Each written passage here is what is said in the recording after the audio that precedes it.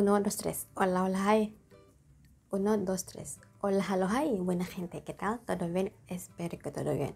Estoy aquí de vuelta para compartirme contigo, con vosotros, con ustedes, ¿vale? Pero en este video voy a hablar tres lenguas, indonesio, inglés y español, para que la gente de mi país me entiendan. Pero si tú quieres aprender Indonesia conmigo, es lo más fácil para aprender en todo el mundo, porque no hay muchas reglas, no hay muchas conjugaciones y también no hay género femenino y masculino, ¿vale? Wow.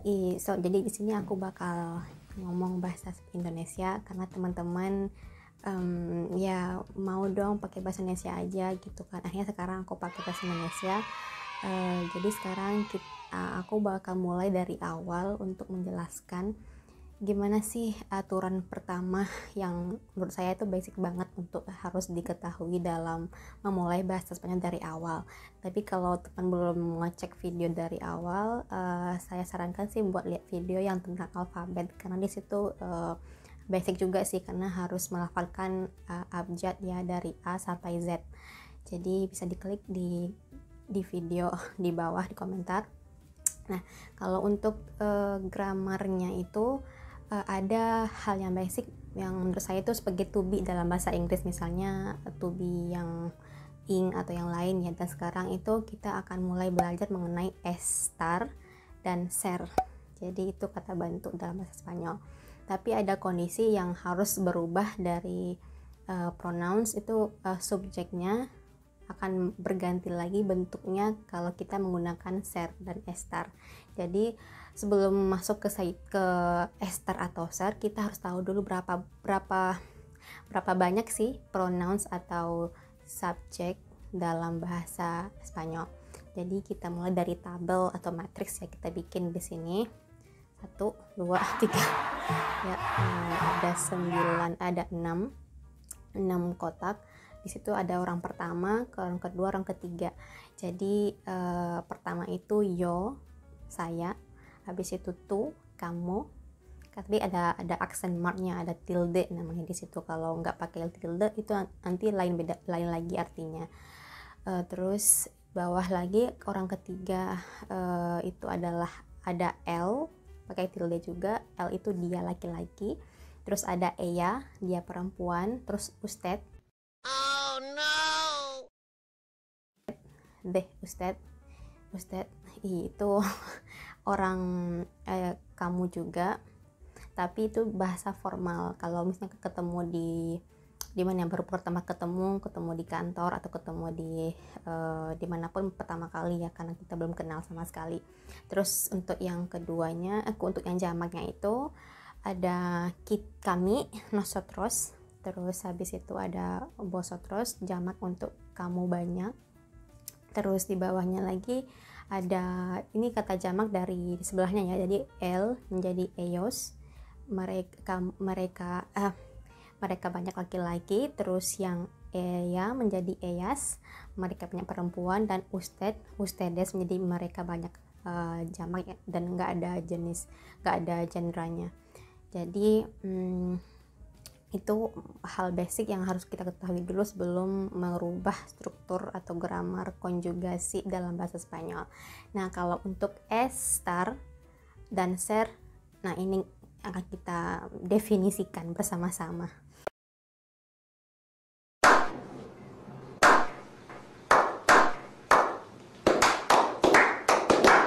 Jadi kalau ser itu digunakan ada beberapa situasi. Yang pertama, situasinya itu kamu asalnya dari mana, kayak nasionalidad in Spanyol, ¿vale?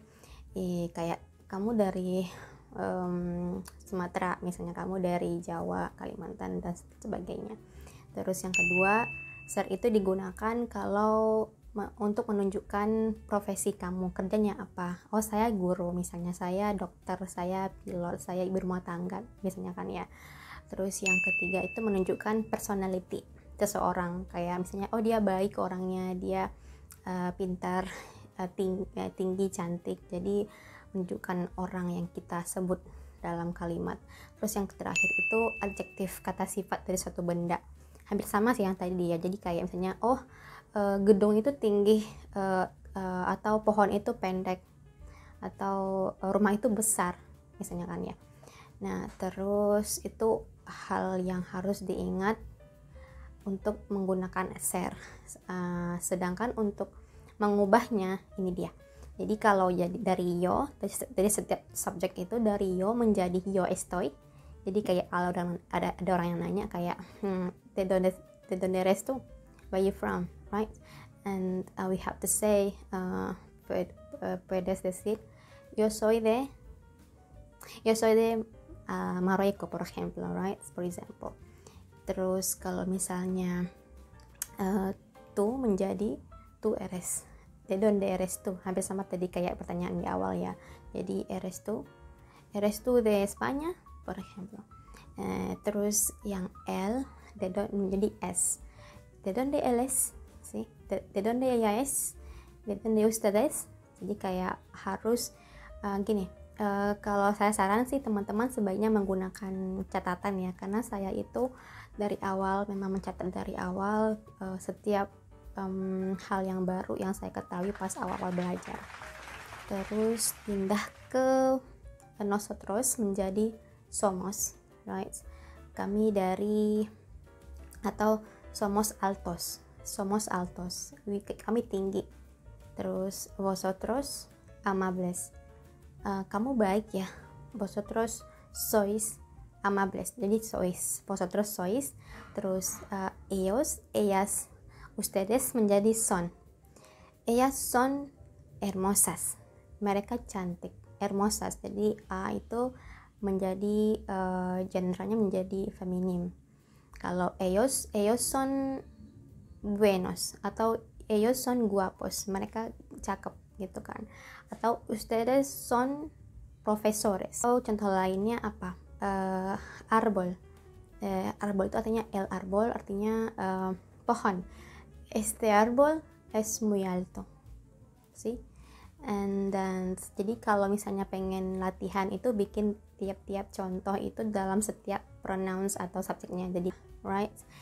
Dan kemudian ada estar, itu menunjukkan 3 hal. Yang pertama, hal yang temporal, kayak kan kita sering mengucapkan kalau nanyain kabar orang kan, hola, ¿cómo estás? Nanyain kabar kamu gimana gitu kan, hola, ¿cómo estás? ¿Cómo estáis? ¿Cómo están? Jadi karena hidup itu nggak selamanya bahagia menderita kan, ya nggak sih?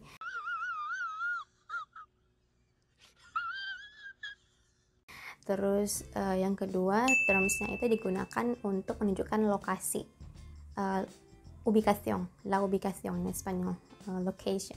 Jadi kayak di mana sih letaknya Indonesia itu? Indonesia itu di Asia Selatan, Sudeste Asia, Asia Tenggara, sorry. Terus yang ketiga itu menunjukkan gerund atau gerundio, it's like verb in English. Jadi kayak apa yang sedang terjadi sekarang, atau yang lain itu menunjukkan kalimat pasif, tapi itu untuk pelajaran yang lebih lanjut ya. Sekarang nggak harus tahu dulu itu. Jadi kayak gini contohnya, ¿qué está pasando, tío? ¿Qué estás haciendo? ¿Qué estás comiendo? Right?